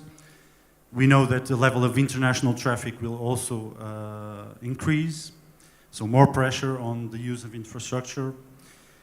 Then we know that there is a trend for more vans to come into the roads because of the need for flexibility in last mile delivery due to the growth of e-commerce. So we have all these trends coming together, and also we have differences in wage levels and social security systems among the member states, and this we expect them to persist in the future, even though some convergence is expected also, we would like that to happen, but we know that in the coming future there will still be these discrepancies. And then on top of all this, what we have problems which already exist today and which we as Commission must deal with. We have, for example, road hauliers establishing letterbox companies in some member states, precisely to benefit from these differences in wage and social conditions. We have problems of illegal cabotage, so we have foreign truckers entering into the national markets of other member states, sometimes in an illegal way. On top of this, we have social issues. We have problems to come with a solution when it comes to the level of pay of foreign drivers in other working abroad. And you've all seen in the press now that President Macron is taking this as a priority file for him. We also have this issue when it comes to road transport. And then also, and importantly for infrastructure, road charging and interoperability. So we have issues of different charging systems in different member states, some distance-based, some time-based. We have then a multiplication of charging systems, which obliges trucks to take several onboard units in the truck, and this also creates a lot of problems. So, what does it mean for the European Commission to embrace disruption? With all of this context and all of this background, what we want to aim at is to achieve a regulatory model, which is fit for purpose, not only to deal with existing problems, but which will be resilient to medium-term changes in the market and in terms of technology. So that is why that's the context of the European Commission mobility package adopted in May, where we deal with different issues of internal market, but also with social issues, with road charging. And on top of that, we have a policy of course, supporting development of infrastructure through, for example, Cohesion Fund and the Connecting Europe facility, Trans-European Network. We are helping develop alternative energies, fuels, and we are also very much engaged in terms of financing on intelligent transport systems. That's equipment on the vehicles, but also infrastructure on the infrastructure side. Okay, thank you very much, Pedro. Okay, well, now I've heard a lot. I mean, Yanis said, okay, we start with the problems. And now I want to move on, and I want to move back to the Baltic states, and I want to hear some solutions. So I'm going to academia now, and Professor Dago Antov, who's going to come up with lots and lots of, I hope, ideas. You're a professor at the Tallinn University of Technology, and you've been at the Tallinn University, I think I can see, for a long time, apart from a short stop at the Turku University. But now you're back in Tallinn. So what does disruption mean to you? What challenges, what opportunities are you going to give to your colleague here from Latvia? Basically, of course, I have to agree, actually, with the panelist already mentioned here. But answering your question, actually, I think that it's a little bit the story about the elephant, you know, the story of how the blind people are starting to recognize the elephant. What is it about the elephant? And it's a little bit depending what part they're touching. So I think that if talking about the disruption on the roads, or basically maybe the transportation system as a whole, it's very hard to actually to find one certain goal. Is it only funding, or it might be something about the safety. It might be the view of the politicians. It might be the view of the academicians. It might be the view of the ordinary road users, which goals and interests might be very different from the previous ones. And of course, it's about the funding. It's about how to develop the total system of the future. I agree fully that, okay, predicting the future is not a very easy task. Of course, and I think that the most smart people are those who are predicting the future and then explaining why it didn't happen, actually.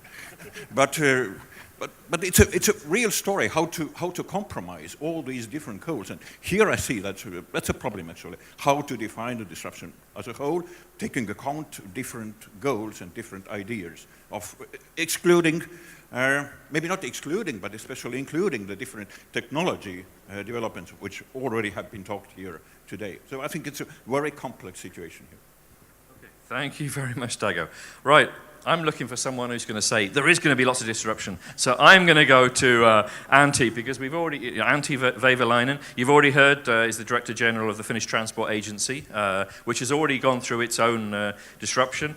And some of you may or may not, Antti's background was in logistics, but a lot of it was spent in forestry. So that's why I know he's a big, passionate fan of these huge mega trucks that run through all these, finished forests, and we've seen them in reality when we had a trip there. But Antti, I think you have some views. What is your view of disruption? Well, I think first I would like to reply to Yannis, because he was speaking about the potholes, and then us Scandinavians having just the visions and missions and so on. We also do have the potholes. Thank you. We know it already. So that's why we have a dream. And to have a dream, you need the mission and the targets and so on. Well, we also all know that there was at least two guys, one Martin Luther King and one of the Kennedys who had a dream, and they were both shot. But anyway, we still try to live with that dream. Disruption was rather well described now already by the three previous speakers here, and in that sense I think I go back to my previous life, like you said, that I've been in logistics, in forest industry logistics, not cutting any woods, but 35 years on the private side, and that's why I'd like to see disruption from the customer point of view. And especially now, speaking about all those excellent deeds which will happen and which will change the future. If we look at it from the traveler point of view, or driver point of view, or passenger point of view, for sure we'll have more services in the future. For sure everything will be much safer, traveling will be safer, and there will be lots of improvements on that side. And then the connections are very secure. Anyway, a traveler is going from A to B, and he has to know that that will be well functioning in time and so on. And if you look at it from the logistics or transport business point of view, then naturally one can say that in the future there will be much better speed. I don't mean that the trucks will be speeding too much, but let's say the speed of the freight and cargo going from A to B will be improved for sure.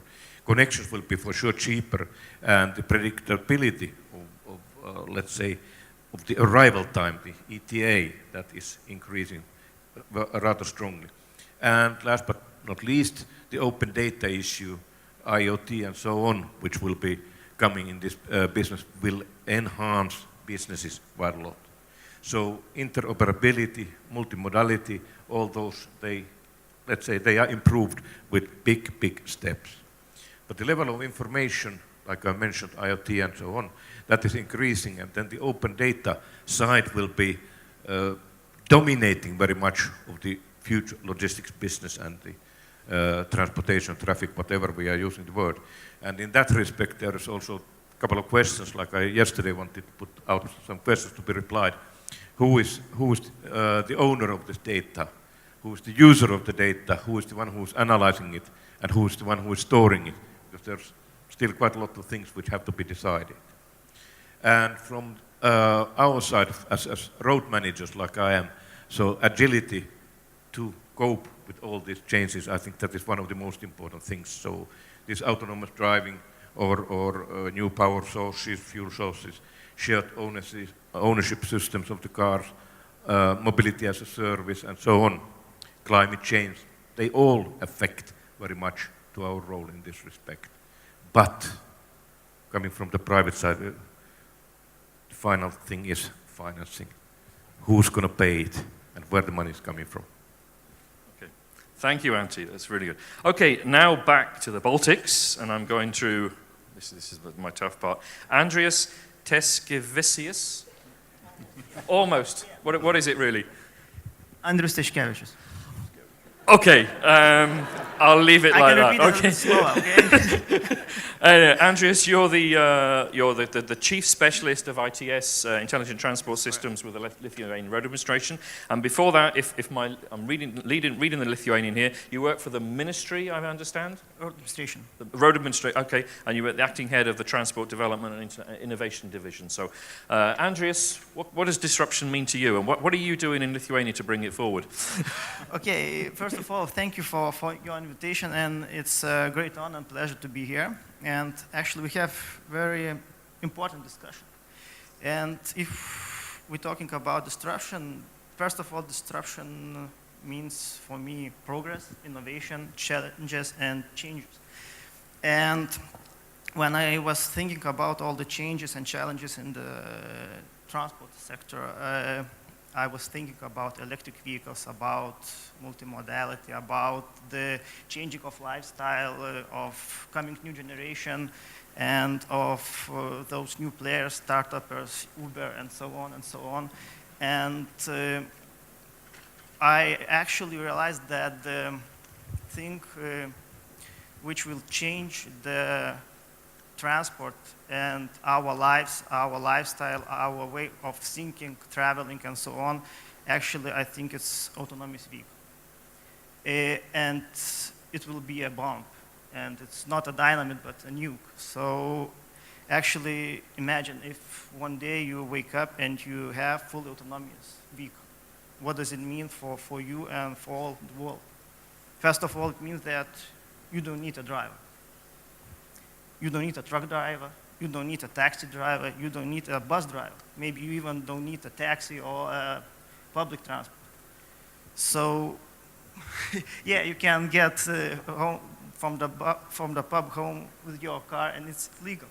So, it's quite interesting thing, and of course, it's not only be a big impact for the transport, but for other sectors too. For example, if you don't need a driver, you will not need a driving schools. Maybe you will not need some services on the road. For example, in Lithuania, on the Via Baltica, we have a lot of services, shops, hotels, parking lots, and so on. And all this business is working on the truck drivers. So it will be a very big shock, I think, for all economy. And of course, it will be a big shock for the road maintenance and road building. Maybe to build one road, it takes only one person and who will be operating autonomous vehicle and so on. And what is most embarrassing about this thing that when we're talking about autonomous driving, we are talking about technologies. But we don't talk about the social things. Because I think that social aspects of this autonomous vehicles is much more important than the technology. And we have, as I said, a lot of engineering working on the technology, but we don't have those people who are working on the social things. And I think that this is not so far away from us. It's only already knocking our doors, and we have to be brave enough to go and open it, because we don't have any other chances. So. Thank you very much, Andreas. That's great that, it brings it back to the people side. And I remembered we had a meeting of the CEDA, Cooperative and Automated Driving Group, recently, and they were looking at the changes to bring about cooperative automated driving and what investments are needed. And the number one investment that came out top of the list was we need skilled staff in the NRAs, because at the moment we don't have enough of them. So that's an immediate disruption that we need to think about. Anyway, now moving on to Leo. You've all seen Leo before, so I guess he doesn't need much of an introduction. But Thanks, Leo, what does disruption mean to you? Well, I was very fortunate to have a mentor one time, and he said to me something that I found to be very interesting, and that is that there's really two ways to solve a problem. There is a process-oriented way in which you have a series of steps and you check the box off after you've done something, and you continue down this path, process-oriented problem solving. And he said, then there's results-oriented, where you go in and just do it, get her done. And I think what we have here in the issue that I was talking about earlier is that there had been a process in place and it didn't work. I mean, the European Union certification process failed to get the results that were expected and that all the models said would give us clean air. It simply didn't work. Another example is you go in once a year for your MOT type of tests, and it's impossible for the garages to test the vehicle as it actually drives on the road. So the processes that are in place right now don't seem to work. So you have to think of another way of doing it, and that's what so drew me to this technology. Is it's completely different, and so I would say that the way to solve problems often is to go along with a process, but if it clearly hasn't worked, you have to do something that's disruptive. And in the case that I talked about, no one wants to think they're the bad guy causing the problem, but someone is, and you should try to get those that are causing the problem to do some type of corrective action so that they bring the air pollution levels down that's acceptable for all of us to breathe. Okay, thank you, Leo. Okay, that leads me on to another one. Actually, now I'm looking at, sorry, but I'm looking at this side. Because Antti, you brought in the question of the private sector, and Leo, you were also talking about the questions of letterbox companies and et cetera, et cetera. So I'm wondering, as we look forward to these kind of disruptive technologies that are coming on, maybe we're looking for different regulatory environments. What is the role of the NRAs? How do we work with industry? Can we work with industry because of all the issues? You know, I don't want to say can we trust industry, but there is a question there of how, Antti, what is your view on how we can work with industry? Because I guess we do need them. Surely we can't do it alone. That's, I think, the basic fact. And when you are cooperating, you have to have a trust. That's where it all starts from. So in that sense, my reply is yes, we can trust on them. Then the result will show, like you said, that how the process is advancing. But I think as NRAs, we really have to open our eyes and open our minds for this disruption. We are rather old-fashioned, if I'm honest. We are still in our, let's say, old thoughts that these things will continue as they have been doing already for years. And in that sense, we have to understand the speed of change. Like yesterday I mentioned that iPad is something which we didn't even think about 15 years ago because we didn't know that it does exist or will exist. And nowadays it's part of our daily life. I think everybody somehow is carrying it in under your arm every day and working with it. So similar things will happen also in this sense everywhere in traffic, and the disruption will be so speedy. So we have to understand the speed of change and cope with that one. And also the data what we are collecting as NRAs at the moment. So we also have to be able to understand and analyze what we are getting. It's an enormous amount of data what we are getting. And then really scrolling that through and seeing what we can use for our use is important. And in that sense, crowdsourcing is very important. We have to cooperate also with all the public, not only with industry, with the public and OEMs and so on, and create then those APIs which are very valuable. As an example, Finnish Transport Agency opened all the rail schedule data about a year ago or 2 years ago. It was 10 o'clock in the morning when we opened that data. Till 1600, there were 3 applications already on the market, which were, let's say, using that data and showing the train schedules in Finland. So that is very important that cooperation exists, but still emphasizing the funding. Everything needs money in order you can do these kind of things. And it's better that you try to walk a couple of steps ahead of the process, although very soon you notice you are 2 steps behind because the process has such a speed, and in that sense we really have to facilitate the disruption. Whether we are NRAs, we are industry, or we are just the public, that's a joint operation. And now I leave it to finance. Back on the finance, back to Yanis. I mean, we heard from Pedro about the Commission's new plans. I don't know whether you've had time to study them, but the way the electronic fee collection and road user charging has been rolled out. Do you think that's a disruption in itself for the NRAs, or are you looking at a longer time scale ahead?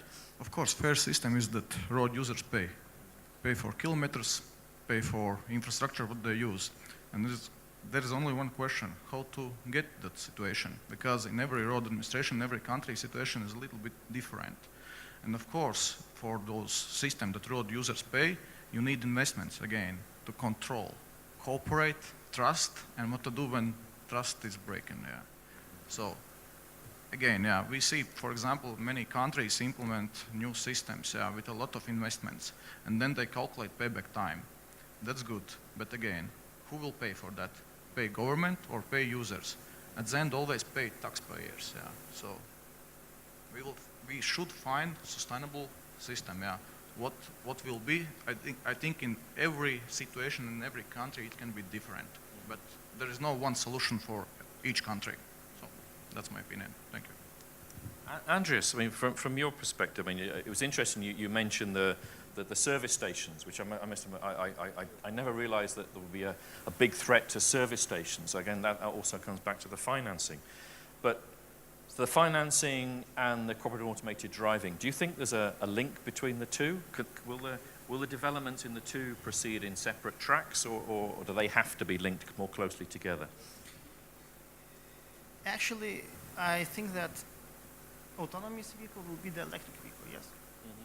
So, and if we are talking about the road financing here, in some countries, let's say, the incomes from the fuel taxes goes directly to the budget, for the road budget.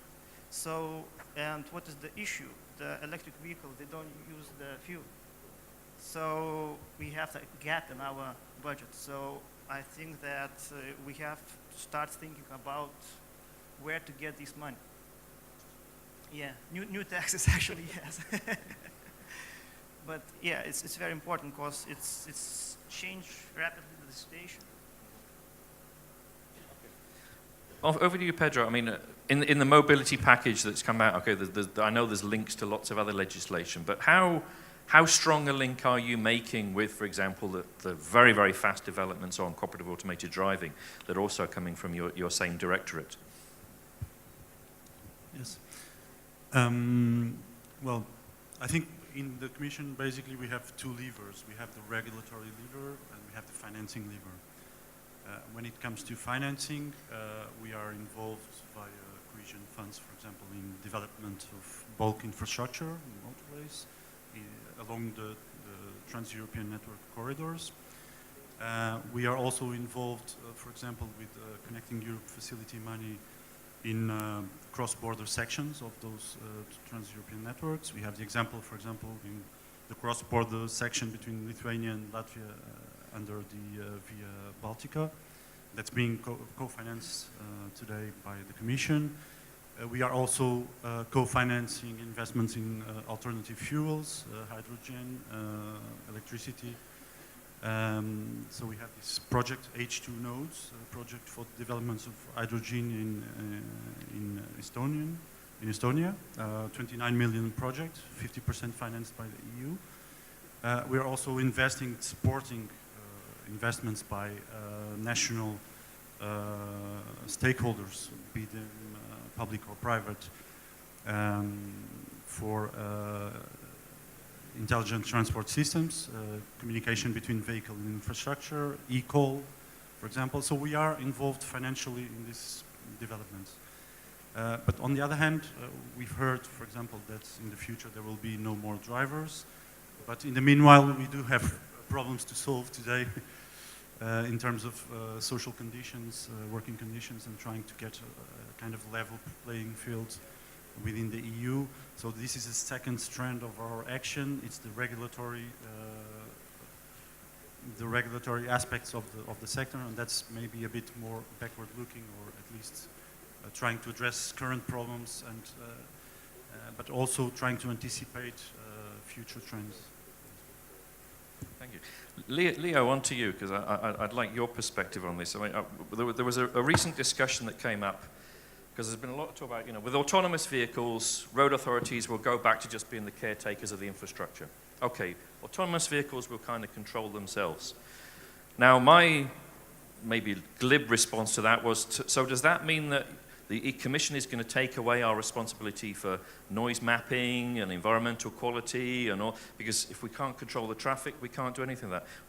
What is your view on this? Is it are autonomous vehicles going to be a huge problem, or are they going to be an advantage for us?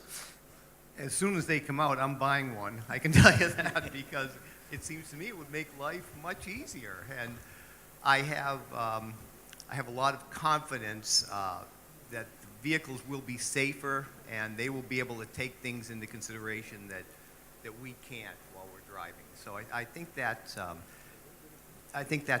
good thing, the autonomous vehicles. I think the other thing that I've noticed here is that I like this group. It's a very international group, and it's exchange of ideas that it's very, very refreshing for me. But I think what we all need to do is talk to people who don't necessarily think like we think.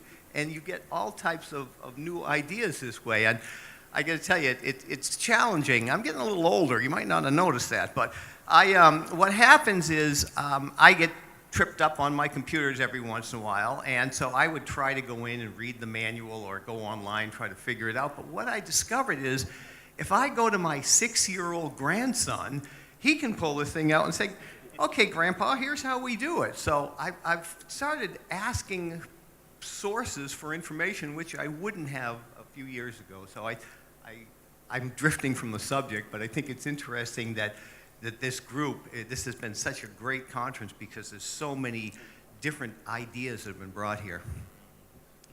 You keep that one, I've got my own.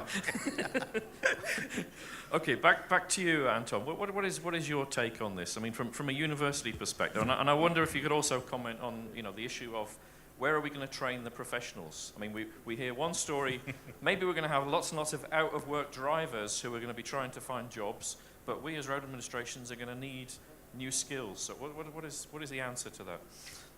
I think it's very complicated, actually, because it's about predicting the future again. Yeah. And just as you said, it's not an easy task. And sometimes, actually, we try to avoid this task. It's easier just to move as it was, and then maybe it's just staying a little bit behind. But I was thinking about those things which were discussed here, about, for instance, about autonomous cars, actually. Why we need them. I think that the basic idea is just to remove the disadvantages of the present drivers. So we want to make it better, we want to make it safer, we want to make it more environmental friendly, just to remove some things that I don't have, actually. Okay, I was looking at a presentation here, the car which can see 360 degrees around the car. I have only my 2 eyes, and then when texting, for instance, or doing something else, I'm losing the part of my abilities. So that means that the basic idea is just to make the system better and trying to remove the disadvantages. But the problem comes out, do we know what are they actually? What are the main problems here actually? So that means that, okay, I think that the future car will be much more smart than the present driver. But somebody has to develop this system. Actually, this is a point, how to find out what is a good transportation system, to define it and then try to put it on the rails, actually. And this is also part of the information part about the data, which was mentioned by Antti, actually. I do remember, actually, a week ago we had a kind of event here in Tallinn talking about public transportation, about the future of the public transportation. And what came out is that today the scheme how to develop actually the new regulations or new laws. It takes 4 or 5 years, but the technology can't actually wait 4 or 5 years. So if we start to actually to develop something, a new regulation, it might be that when it's on the scene, it's already old. It's also about information, actually. The information we gathered today, it's such a big amount, and we actually don't know how to handle, how to make good decisions based on this very big amount of decisions. A few years ago, it was very easy, actually, because there was no information on the scene. And we said, okay, we can't make good decisions because there is no information. And now the picture is absolutely different. So it's very complicated. Going back to this data issue, I mean, again, I would say it almost comes back to this question of the public sector and the private sector again. And I'm looking, we've heard a lot about the Baltic states and particularly about Estonia, your e-economy and everything. Do you think that the public trusts road authorities with their data? And is there a need to generate that trust? Or do they just give it away to the private sector, to the Googles and everyone else for free? I mean, is there a need for us to do more work in that area to build the trust of the public in our data, in their data? Yeah. Anyone from? But what kind of data you are talking?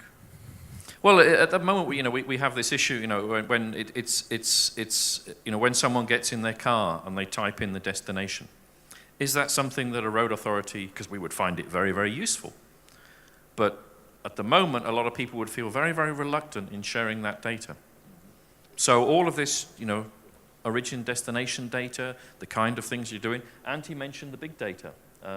And we've heard issues, such as how people might, pull data from telephone records from, the major concerts or sporting events and know where everyone's going. So again, it's a question of, is it the private sector that will push ahead in analyzing that data? Or is that something that road authorities themselves should be doing? Actually, I think that the biggest issue of collecting the data is the amount of collectors. Let's say we, as the road administration, we have some ITS devices on the road, yeah, and we can say we have 300, 400, or 500 of these devices, and they are collecting the data. But when we have something like Waze, the social network which has millions of people in their cars and they are collecting and sharing data, we can't, let's say, produce the same amount of the data. So, and their data is more updated and more useful for other users than our data. And of course, when we will have the vehicles which are collecting the data, I guess maybe the authorities, they even don't have to collect their own data. We just have to take it and share it. And maybe that's it. Some short comment. You mentioned, for example, Waze. But in my opinion, answer is cooperation. Because I know that we have contracts in Estonia and Lithuania and Latvia with Google company about about data, what we give to private companies, and they use it. And customers simply trust it. That's it. Also a very small comment actually here, because I think that it's a little bit about what data I can give and what this data giving up gives me back actually. It's a little bit, but I think especially in Baltic states, I don't know about Lithuania and Latvia very much details, but in Estonia actually, because of getting from another society, do remember it's 25 years, it was very much different. So I think that the public opinion very often says, or thinks in a way that, okay, in previous times, we were very much available that content, or a state knows everything about us, so we don't care very much about the privacy of our data. Antti, do you want to go back on your data? You're the one who raised the question of data. What is your view on this? Well, actually I'd broaden the view in that respect that we have been now speaking very much of regulatory data and the data coming from driving and so on. But if you look at the history and the time when there were still horse and carriages, the carriageway was rather simple till Mr. Ford or whomsoever was the one who created the fact that we needed asphalt roads and so on. This development is still going on now when we especially speak about autonomous driving. We have had here excellent presentations about the future road, and we have to remember that that is also one source of data. And well, I have to emphasize that I'm a road manager, so I have to see it from that point of view. And at least that data, which is coming from there, it can be used for several purposes. It's just for traffic, for driving. Vehicles are discussing with the infra, but also you can use it for the maintenance and the future planning and the life cycle of the road and so on. So the data volume totally it's coming from different sources, and it's now not only the traffic and the cars there.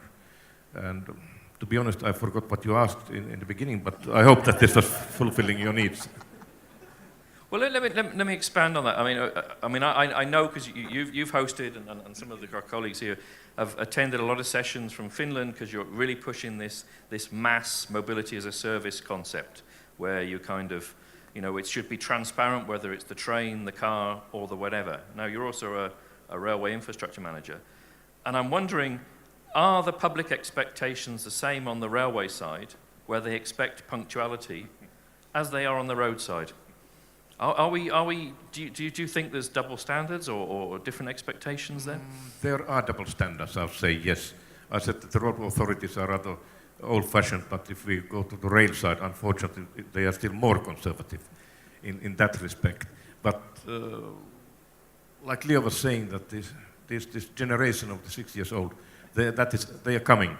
And if you look at the demographic data at the moment, so the decision makers of 2020, they are the ones who were born only, say, 20 years ago. We are the wrong people to actually here to judge the future. And, but coming back to your original question, which I now remember, is really that on the rail side, we do have two standards. Rail and road side, we do have a double standard system and for the availability and the need of the data. Thank you. Leo, sorry, not Leo, Pedro. Anti's just challenged us in a way. You're sitting on a panel with, okay, we're not all old men. Well, got some youngsters at the end there. Are you listening to the wrong people, or should the Commission be listening to the next generation? Are you? Well, I'm sure there are younger people here in the panel than myself. No, I think, there's one thing, the Commission listens to all stakeholders, of course, and is most interested in how road managers and technology developers will expect the sector to look like in the coming future. And that is, that's what we're aiming at. I mean, we don't have a big opinion on data collection, on how data should be used. What we need from road managers and from the industry is to have an idea, what do they think the sector will look like in 5 years' time, in 10 years' time? Because, of course, as been mentioned, our legislative cycle is very long. It takes us, indeed, 4 years. It took us 4 years. It took us already 2 years to come to a Commission proposal for some legislation for the sector. It will take us another, perhaps 2 years to come to a consensus with the European Council and with the European Parliament, and then maybe even 1 more year before the legislation comes into place. So we need really this medium to long-term vision, and that we try to assess by ourselves, but we trust a lot on the industry to tell us what they think the situation will look like in the future. So not at all. I think we are talking to the right people, and we really need their support and their ideas so that we can legislate in the best way possible for the European citizen. You talk about legislation, then you talk about, and then we trust the industry.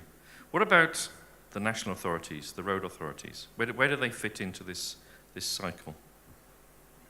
In terms of, do you see that we have a role at all, or is it just to follow?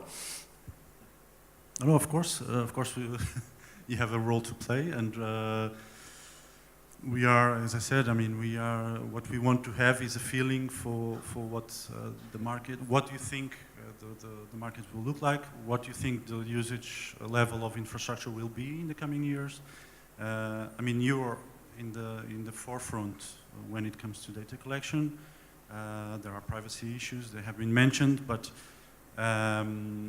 we have a lot of contacts with national rural authorities to assess, even for our long-term planning, to have an idea of development in traffic levels. So, of course, you are privileged stakeholders, and we want to continue to count on your support. Thank you very much. I'm just looking at Risto. How are we for time? 5 minutes. I have 5 minutes. I didn't see that over there. Good job I got these guys here. Any comments you want to follow up on that side? I just want to mention about data. I think it's very important that data helps for national road administrations do the same job cheaper and more efficiently, and that's the key. Mm-hmm. But do you see? I mean, Yanis. I mean, you are. I won't say a traditional road authority. You're not traditional at all. But you are a road authority, a state road company. Yeah.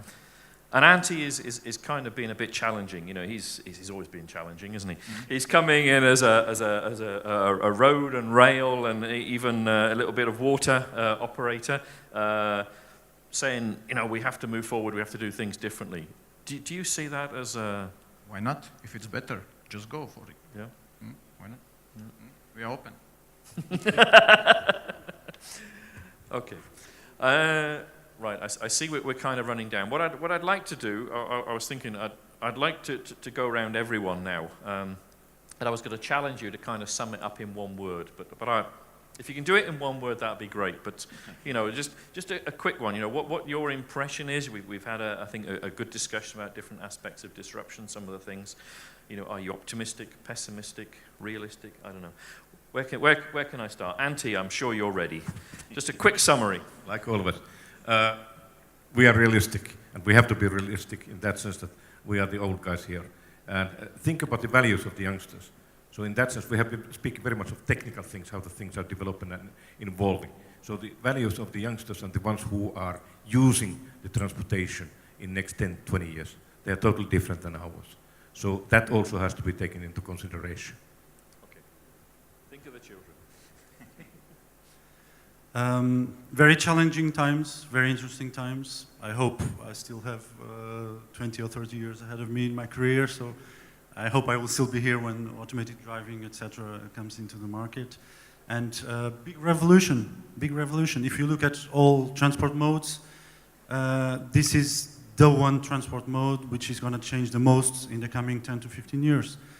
Forget about, there will be developments in aviation, there will be developments in railways, but this is it. This is the sector which is going to change the most. And that is why it's so interesting to work in this area. So looking forward to exciting times.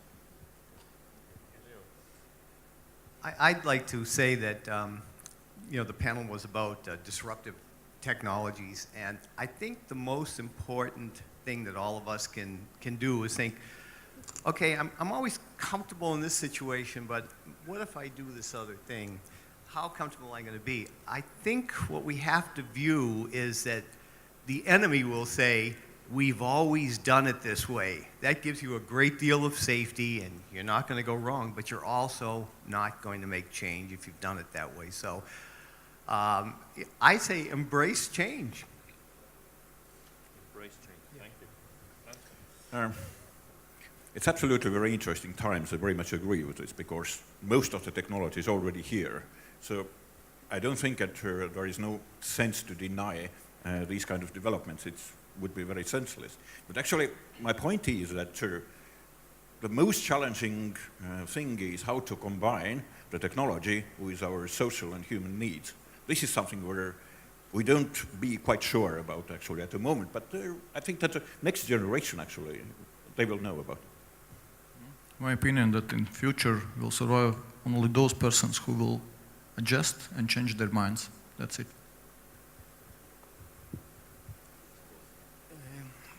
Actually, I think that we are near the new revolution, near the new industrial revolution, because we have the artificial intelligence is coming, the cyber physical system is coming.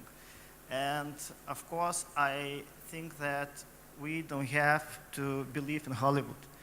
I don't think that it will be the Terminator who will come and shoot us down.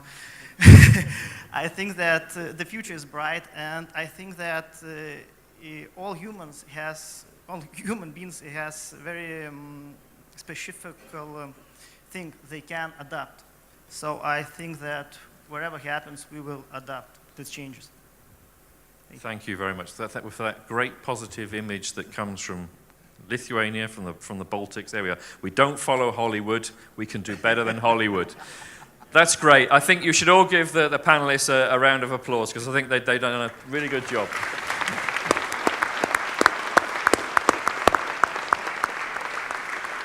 Okay, and now I hand you back to Risto.